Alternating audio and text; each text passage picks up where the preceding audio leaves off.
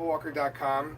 I'm one of the I'm one of the walkers. So you can like how people walk dogs or they pet sit. You can go to this website and you can walk with me somewhere. One of my perks is that I'm a member at the Arboretum, so I get one person in for free. So that's a good place to walk around. That being said, though, I love walking. You know, I'm originally from Chicago, and I really enjoy walking there a lot. But it's very humid, and you know, after a while, you know, walking you get sweaty, and then winter comes. So there's a lot of like deterrence to walking in Chicago. But here, where it's basically summer all year round, and it's dry heat, and if you carry water, you know, you're pretty good. You get to walk a lot, and I love that. So it allows me the opportunity to walk basically every single day. And the neat thing is, when I walk, sometimes I take notes, or I write something down, or I record a message for myself because I see interesting things, and I don't know anything about it. So it gives me something to look forward to later, to like go back and look up. And one thing I think it's interesting, what Scott was talking about, like right now we're with the immigration and separating children. So like basically sort of on that tangent, I love trees. I'm big into trees, and I love plants and flowers and stuff like that, and they're all very beautiful. And I was walking around, I was looking at a bunch of trees, and I didn't know what a lot of the trees were in the area. So I went to the library, and I got a book on trees from California. And I started looking around, and I couldn't find many of the trees from California that I would see as I would walk. And I was like, this is crazy. I have a book on trees that are native to this area, and yet I'm not seeing any of them in this book on trees. But I was fortunate enough to come across one of the women working. I actually went to the Arboretum, and there's a library at the Arboretum, and one of the women working there was like, you know what book you really want? And it's a book on trees that you see while you walk in California. And it turns out most every tree that we see is an immigrant. Yeah, all of our trees, most trees are from Brazil, India, China, Jerusalem, South America, like all over the palm trees. Only the closest palm tree that's from here is from Baja, California, which is in Mexico. But the rest are from like Australia and stuff like that. And it's crazy. And it's amazing that, you know, like they want to build a wall. I mean, whatever. I don't want to get political because it's not my jam.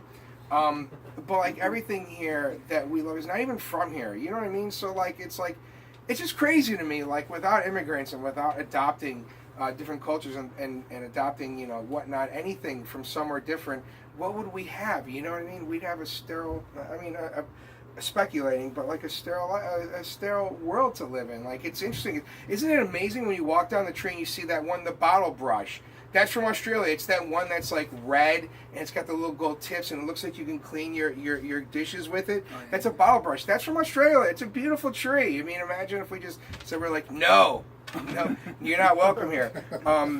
Another thing too I found was interesting. So like another thing when I walk around, I'm a type 2 diabetic. So, and I know this isn't irrational thinking, but I tell myself, you know, if I eat a donut or two at the beginning of my walk, I'll walk it off, you know, and I'll walk my sugars down and everything will be okay.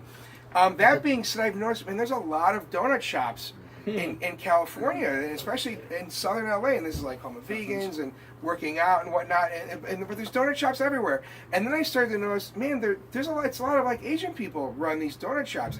So I like decided to look it up, and it turns out in the 70s, like a shit ton of like Cambodian, like one Cambodian guy came here, started a donut shop, and then like somehow like just a bunch of other Cambodian people came here and started opening up donut shops. And now we have over 800 donut shops in LA.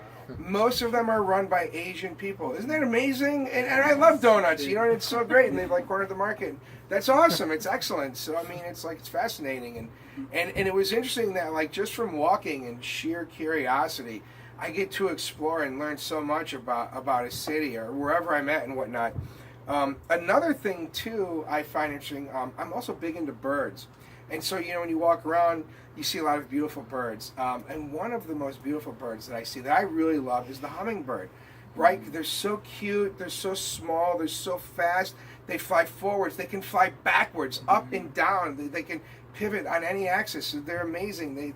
Their wings beat it over like 60 beats per second and whatever, and they have to eat like their own body weight a day or whatever, and their feet are so feeble because they don't really stand that much. They spend most of their time in flight. And I learned all of this from walking and seeing these damn birds and being so curious and thinking they're so cute. And another thing I used to think when I would see hummingbirds, I'd always see them bumping into each other. And I was like, oh my God, that's so cute. They're hugging each other. But no, through my like, you know, digging deep and trying to find out more information, I realized hummingbirds are mean little sons of bitches, and they're constantly fighting with each other. When they're bumping into each other, they're poking each other's eyes out, or they're damaging each other. Sometimes, you know, like when they knock out both eyes, of course, that's when a hummingbird will eventually die because they can't feed. But it's crazy. Like a lot of hummingbirds only have one eye because to my foolishness, I thought they were hugging, but it turns out they were fighting. And I learned that wonderful bit of information just from walking through this city and then being curious and saying, I've got to find out what the hell's going on there. Another thing, too, I discovered while walking around is I love to eat. So when I see like a good place that looks like, oh, interesting, I'll go back there. I discovered there's a ton of burger places here. And I live in Pasadena, and I found this one I started going to, and I just want to tell you about it because I discovered it on a walk, and then I stopped there because it smelled so good.